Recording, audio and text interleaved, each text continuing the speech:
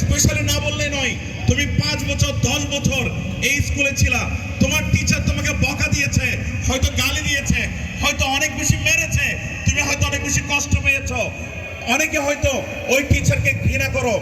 একটা বিষয় মাথা রাখবা, সেটা হচ্ছে তোমার ক্লাস 10 পর্যন্ত তোমার ফাউন্ডেশন পিরিয়ড, যে ফাউন্ডেশন পিরিয়ডে তোমাকে মানুষের মতো মানুষ করার জন্য সে তোমার পেছনে অনেক কেটেছে, অনেক পরিশ্রম করেছে শুধুমাত্র তোমাকে মানুষ করার জন্য।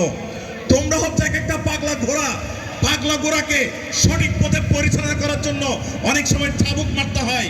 তোমরা হচ্ছে এক একটা গাড়ি, যদি একজন ড্রাইভার না থাকে যে কোনো মুহূর্তে অ্যাক্সিডেন্ট হয়, ঠিক ওই টিচাররা ওই ভূমিকাটা রেখেছে শুধুমাত্র তোমাদেরকে মানুষ করার জন্য।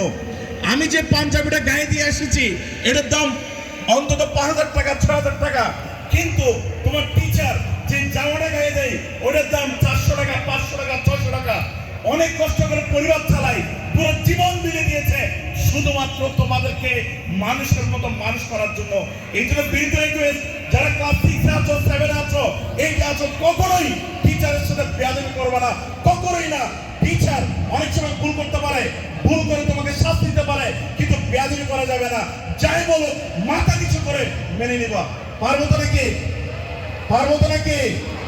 বিশেষ করে বিদেশি ছাত্রছাত্রীরা টিচারদেরকে ক্ষমা করে দিবা, আর ও তোমাদের জন্য যা করেছে এটা সারা জীবনে তুমি কখনো ঋণ শোধ করতে পারবে না। এই জন্য আমরা সবাই দাঁড়িয়ে সেই টিচারদেরকে সর্বোচ্চ হাততালি দিয়ে আমরা কি করতে চাই, ওই টিচারদেরকে সর্বোচ্চ সম্মানটা জানাতে চাই।